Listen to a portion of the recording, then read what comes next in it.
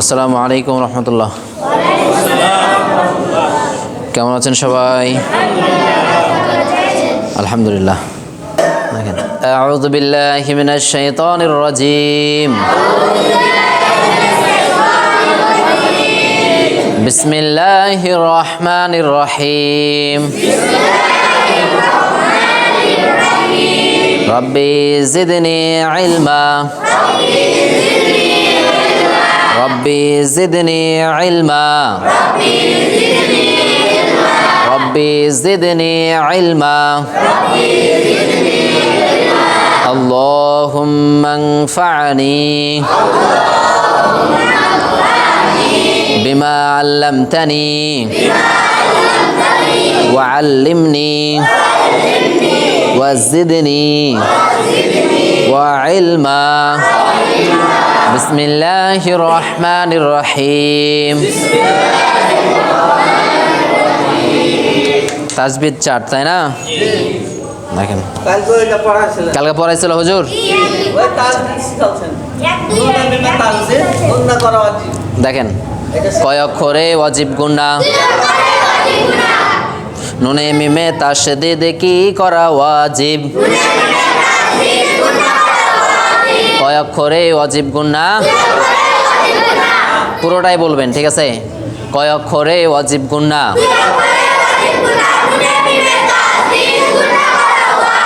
নুনে মিমে তাশদীদ কি করা ওয়াজিব? নুনে মিমে তাশদীদ ফাঁকি দেওয়া ওয়াজিব। কি করা ওয়াজিব? গতকালকে হুজুর এগুলো পড়াইছিল। তাহলে এই পড়া দ্বারা আমরা কি বুঝলাম? যে কোনো স্থানে, যেখানেই হোক, যে কোনো স্থানে হোক, যদি নুনে আর মিমে, নুন অক্ষরে অথবা মিম অক্ষরে যদি তাসদীদ থাকে, কি থাকে? তাহলে সেই স্থানে গুণনা করতে হবে। কি করতে হবে? তার নাম হচ্ছে ওয়াজিব গুণনা। ওয়াজিব মানে কি? আবশ্যক, মানে করাই লাগবে, তাই না? তাহলে দেখেন কু, কু মিলবে নুনের সাথে কোন। কু মিলবে নুনের সাথে কোন। আ আ আ মিলবে নুনের সাথে আন। হু হু মিলবে মিমের সাথে হুম। সু সু মিলবে মিমের সাথে সুম। আ আ মিলবে মিমের সাথে আম। জি জি মিলবে নুনের সাথে জিন। তাহলে এইভাবে আমাদেরকে গুণনা করা লাগবে। গুণনা মানে কি করা? নাকের ভিতর। তাহলে দেখেন কু, কু মিলবে নুনের সাথে কুন।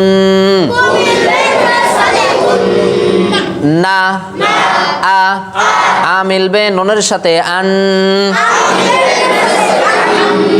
না হু হু মিলবে মিমের সাথে হুম। মা সু সু মিলবে মিমের সাথে সুম। মা আ আ মিলবে মিমের সাথে আম। মা জি জি মিলবে নুনের সাথে জিন। না তে কু কু মিলবে কার সাথে? কু মিলবে কার সাথে?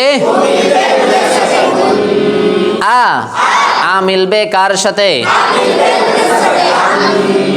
না হু হু মিলবে কার সাথে? মা মা সু সু মিলবে কার সাথে? মা আ আ মিলবে কার সাথে? মা জি জি মিলবে কার সাথে? না তি পারা যাবে? দেখেন কু, আরেকবার সবাই বলেন আওয়াজ দিয়ে মিলান। আবার মিলান, আবার মিলান। তারপর একসাথে আওয়াজ দিয়ে এইটা বলেন, মিলান। আরেকবার, তারপর তারপর আরেকবার মিলান, আবার মিলান, তারপর আবার ডাকেন, তারপর মিলান, আরেকবার, তারপর তারপর মিলান, তারপর তারপর আরেকবার মিলান, তারপর তারপর পারা যাবে। তাহলে এখান থেকে শুরু করবেন, ঠিক আছে? এইখানে শেষ হবে, কিন্তু তাড়াহুড়া করা, লাঠি থাকবে যেখানে করা হবে। আচ্ছা দেখেন, কু থেকে একই সাথে সবাই কন,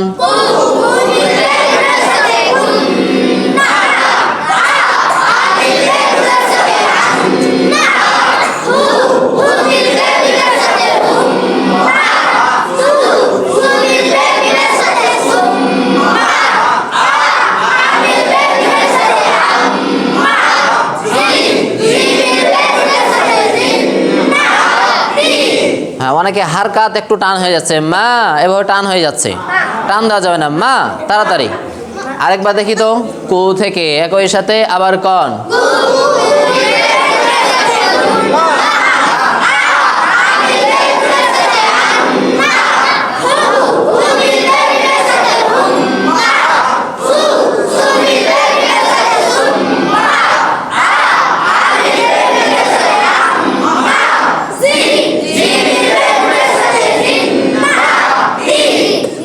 মাশাআল্লাহ, আমাদের পড়াটা মুখস্থ হয়ে গেছে, পড়াটা বুঝতে পেরেছি।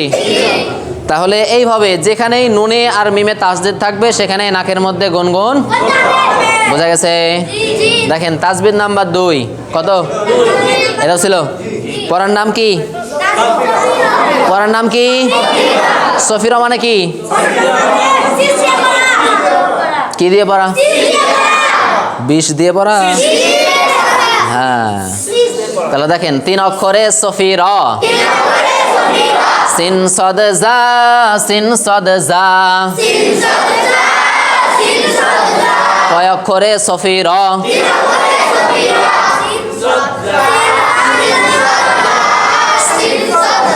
দেখেন দেখেন, সিন সদ জা, সিন সদ জা। কয় অক্ষরে সফিরা?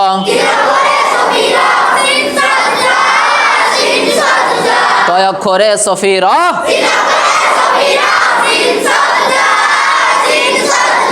দেখেন সা, সা, সা, সা লয়।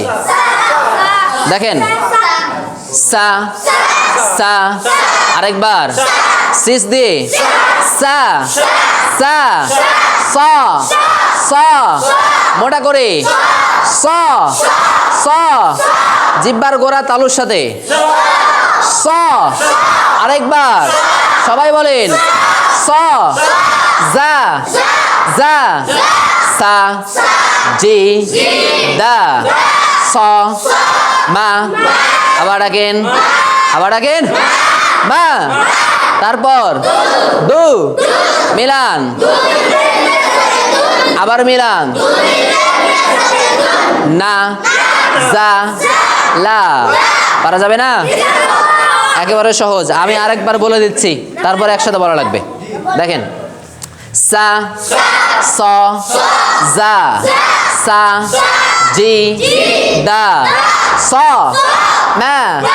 দু, দু মিলবে নুনের সাথে দুন, না, জা, লা। সা থেকে একই সাথে সবাই কন,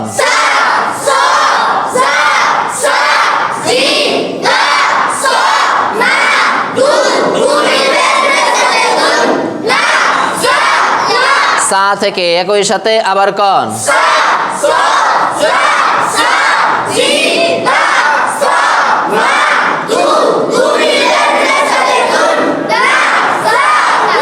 তাহলে কয় অক্ষরে সফিরা?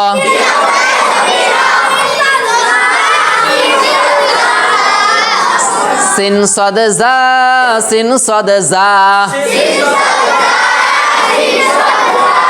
এই পড়া দ্বারা কি বুঝলেন? কামেন 3 অক্ষরে সফির সিন সদ জা, এই ছন্দ দ্বারা কি বুঝলেন? থামেন, বলেন।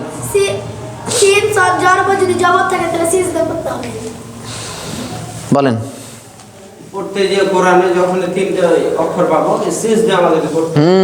সুন্দর। জবর থাক, জের থাক, পেশ থাক, দেখা দেখি নাই, মানে এই 3টা অক্ষর শীষ দিয়ে পড়া লাগবে। এই 3টা অক্ষর উচ্চারণ করার সময় মুখ থেকে কি বের হবে? কি বের হবে? শীষ বের হবে। হ্যাঁ, এই থামেন, এদিকে। ক্লাসে পড়ার সময় আমরা কেউ বই খোলা রাখবো না, ঠিক আছে?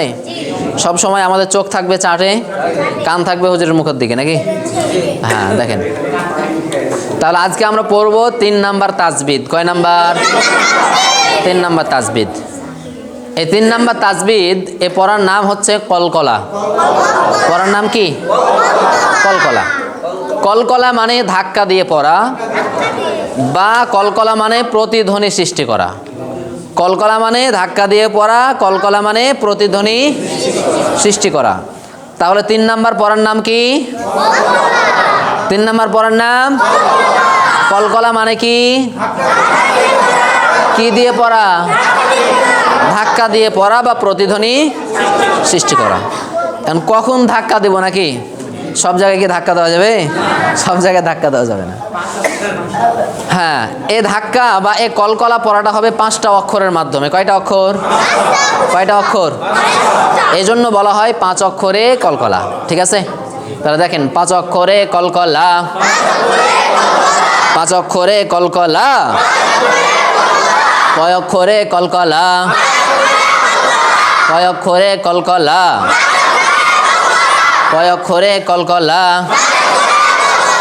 বা ত কফ দাল, বা ত কফ দাল, বা ত কফ দাল, বা ত কফ দাল। আর যদি জিম হয়, আর যদি জিম হয়, বা ত কফ দাল। আর যদি জিম হয়, বা ত কফ দাল। আর যদি জিম হয়, এটা আমরা 5 বার বলবো, ঠিক আছে? বা ত কফ দাল। আর যদি জিম হয়,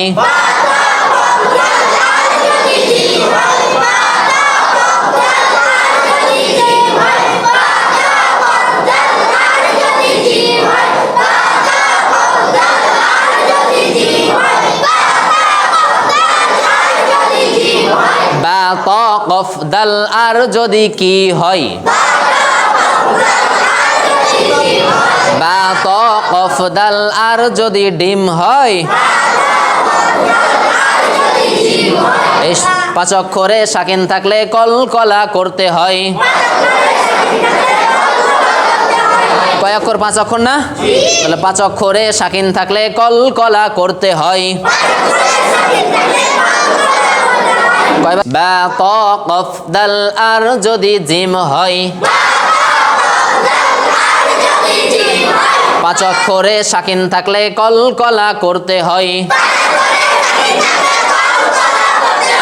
বা ত কফ দাল। 5 অক্ষরে সাকিন থাকলে কলকলা করতে হয়। থামেন, এবার একসাথে পুরোটাই বলবো, ঠিক আছে? বা ত কফ দাল। আর যদি জিম হয়, 5 অক্ষরে সাকিন থাকলে পারা যাবে? দেখেন, বা ত কফ দাল। আর যদি জিম হয়, 5 অক্ষরে পুরোটাই। বা ত কফ দাল। আর যদি জিম হয়, 5 অক্ষরে সাকিন থাকলে কলকলা। হ্যাঁ, দেখেন, হয়েছে হয়েছে, হাসি হয়েছে, অনেক সুন্দর হাসি আপনাদের। থামেন, দেখেন, এবার আমি বলবো যে কয় অক্ষরে কলকলা, আপনাদেরকে পুরোটাই বলা লাগবে। কিভাবে বলবেন? বা ত কফ দাল আর যদি জিম হয় 5 অক্ষরে সাকিন থাকলে কলকলা করতে হয়। পারা যাবে? তাড়াহুড়া করা? কয় অক্ষরে কলকলা?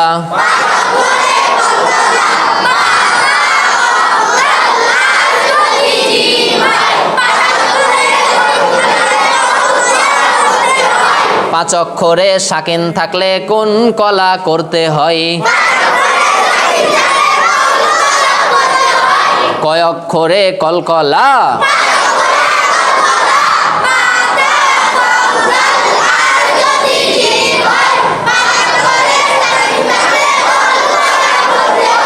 বুঝা গেছে পড়া? তাহলে অক্ষর কয়টা? কয়টা? বা ত কফ দাল আর যদি এই 5 অক্ষরে সাকিন থাকলে, তাহলে যেখানেই, যেই স্থানে, যে কোনো সূরাতে, যে কোনো লাইনে, যে কোনো পৃষ্ঠায় যদি আমরা এই 5টা অক্ষর বা ত কফ দাল আর জিম এই অক্ষরগুলোতে যদি আমরা সাকিন দেখতে পাই, কি দেখতে পাই? তাহলে সেখানে আমাদেরকে ধাক্কা দিয়ে পড়তে হবে। এটার নাম হচ্ছে কলকলা। বোঝা গেছে? এবার দেখেন কিভাবে ধাক্কা দেব নাকি? দেখেন আ আ আ আ আ আ আ আ মিলবে বায়ের সাথে আব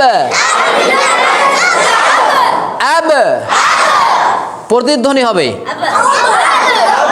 আওয়াজটা লেগে আবার কি ফিরে আসবে। দেখেন আ আ আ মিলবে বায়ের সাথে আব আ আ মিলবে তয়ের সাথে আপ আ আ আ মিলবে কফের সাথে আক আ আ মিলবে দালের সাথে আদ আ আ মিলবে জিমের সাথে আজ আ আ মিলবে জিমের সাথে আজ রু রু মিলবে কার সাথে? আ আ মিলবে কফের সাথে আক র বু আ আ মিলবে কার সাথে? ধাক্কা দিতে হবে। আ মিলবে কার সাথে? আ আ মিলবে কার সাথে? আ আ মিলবে কার সাথে? আ আ মিলবে কার সাথে? আ মিলবে দালের সাথে আদ আ আ মিলবে কার সাথে? আ আ মিলবে কার সাথে? রু রু মিলবে কার সাথে? আ আ মিলবে কার সাথে? র র তারপর পারা যাবে? তাড়াহুড়া করবো না, ঠিক আছে? লাঠি দেখে দেখে পড়বো আমরা। আ থেকে একই সাথে সবাই কন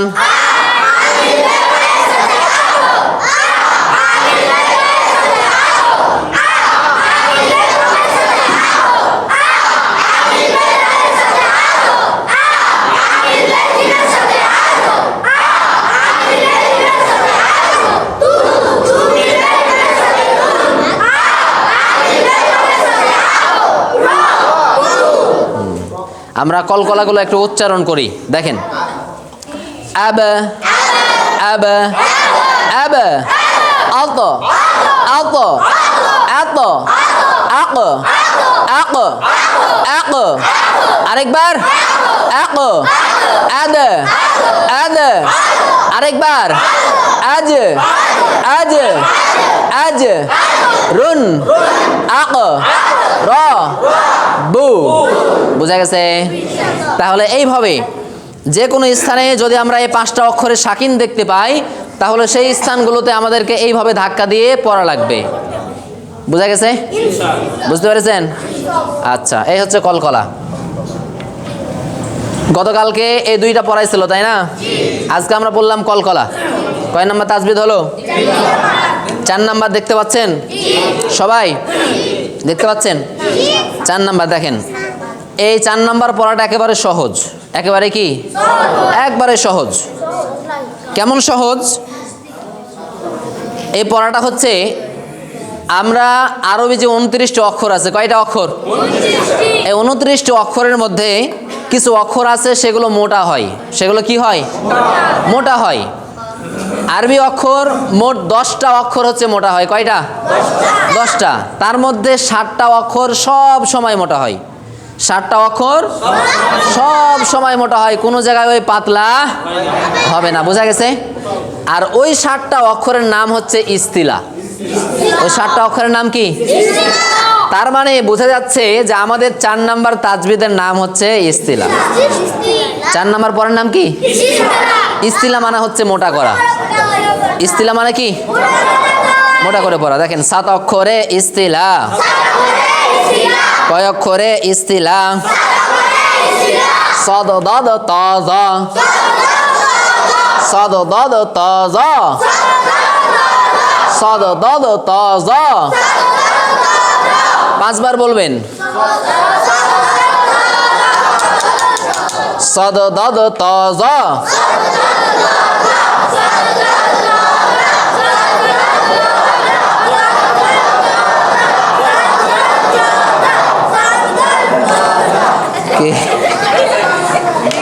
দেখেন আর মাথার উপরে এত শয়তানি উঠেছে, বাঁকা হয়ে গেছে। চিন্তা করেছে? দেখেন তাহলে দেখেন সাদ দাদ তাজা সাদ দাদ তাজা। অক্ষরগুলো বুঝে বুঝে বলতে হবে, ঠিক আছে, যাতে অস্পষ্ট না হয়, স্পষ্ট হয়। দেখেন সাদ দাদ তাজা কফ গইন আর খ কফ গইন আর খ কফ গইন আর খ সাদ দাদ তাজা কফ গইন আর খ সাদ দাদ তাজা কফ গইন আর খ। এবার পুরোটাই একসাথে দেখেন সাদ দাদ তাজা কফ গইন আর খ। সব সময় মোটা হবে, সব সময় মোটা হবে। এই সব অক্ষর ইস্তিলা। সব সময় মোটা হবে। কোন সময় মোটা হবে? এই সব অক্ষর ইস্তিলা। তাহলে সদ্দ তজ কফ গাইন সব সময় মোটা হবে। কোন সময়? এই সব অক্ষর ইস্তিলা। এই সব অক্ষরের নাম কি? কেমন মোটা হবে আমরা একটু দেখি। স স দ ত গ ক ঘ খ। এই যে যেভাবে পড়লাম এটাই হচ্ছে মোটা। যেভাবে বললাম এটাই কি? মোটা। কিন্তু দেখবেন যে কিছু মানুষ আছে যারা আগের মানুষ। কিসের মানুষ? আগে থেকে কোরআন পড়তে জানে। ওরা দেখবেন পড়বে, এটাকে সা কইবে, এটাকে দা কইবে, এটাকে তা কইবে। তারপরে এই যে গয়েনকে কি কইবে? গা কইবে। গায়রিল মাগদুবি আলাইহিম আছে না? এই যে গায়রিল বলে, গায়রিল বলা কারণ এটা হচ্ছে ইস্তিলা। এটা মোটা হবে, গ হবে, গয়রিল। বোঝা গেছে? তারপরে অনেকে আছে কি খা বলে, আসসালাতু খায়রুম মিনান নাওম, কিন্তু খায়রুম বলা কারণ এটা হচ্ছে ইস্তিলার অক্ষর, এটাকে খ বলতে হবে। বোঝা গেছে? তাহলে এটা হচ্ছে স, সা বলা, এটা হচ্ছে দ, দা বলা, এটা হচ্ছে তা বলা, এটা হচ্ছে যা বলা, এটা হচ্ছে কা বলা, এটা হচ্ছে গা বলা, এটা হচ্ছে খা বলা। কথা ক্লিয়ার? এটাই হচ্ছে মোটা আর এটাই হচ্ছে ইস্তিলা। বুঝতে পেরেছেন? এবার দেখেন স স দ ত জ ক ঘ খ স ব্যা র খ। খ মিলবে ওয়াবের সাথে খউ, কিন্তু যারা পাতলা করে পড়ে খা পড়ে, তাহলে খা খা মিলবে এর সাথে খাও। কোথায় খ আর কোথায় খাও, বোঝা গেছে? দেখেন খ খ মিলবে ওয়ের সাথে খৌ। ফু ফু মিলবে নুনের সাথে ফুন। আপনারা ক্লান্ত? ক্লান্ত? কোন দল ক্লান্ত, এদিক না এদিক? আচ্ছা আচ্ছা, দেখেন আর 4 মিনিট পড়বো। কয় মিনিট? ঠিক আছে, দেখি। দেখেন স দ ত জ ক গ খ স ব্যা র খ খ মিলবে ওয়ের সাথে খৌ।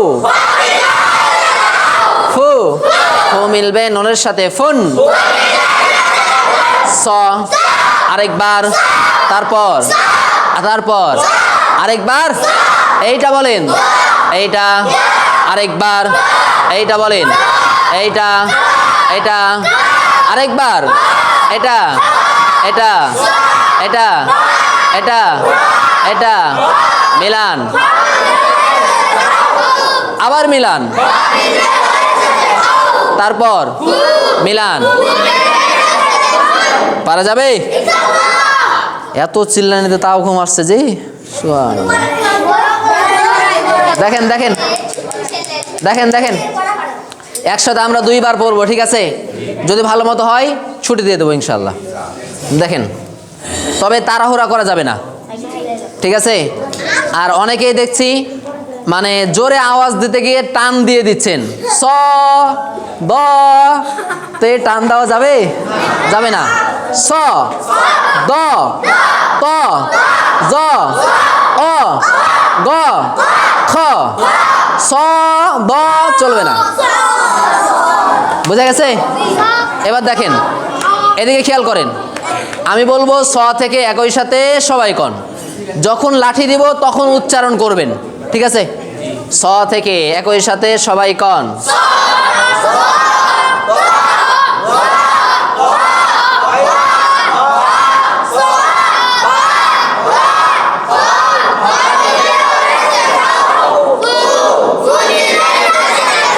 স থেকে একই সাথে আবার কন।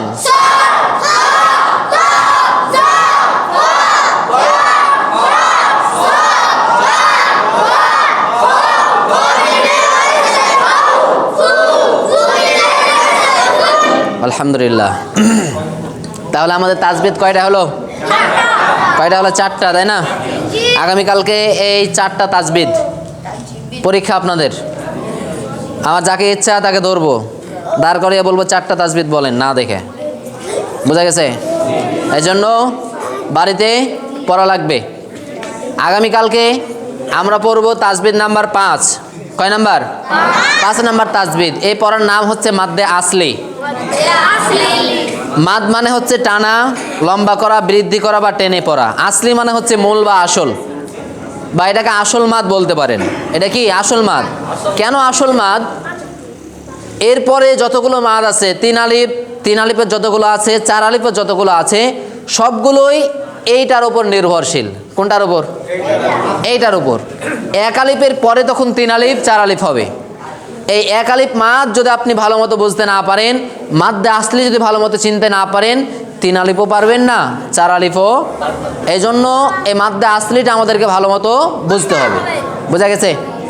বোঝা গেছে?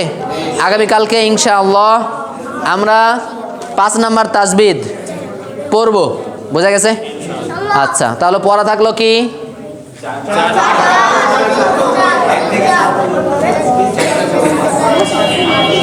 আচ্ছা, ঠিক আছে।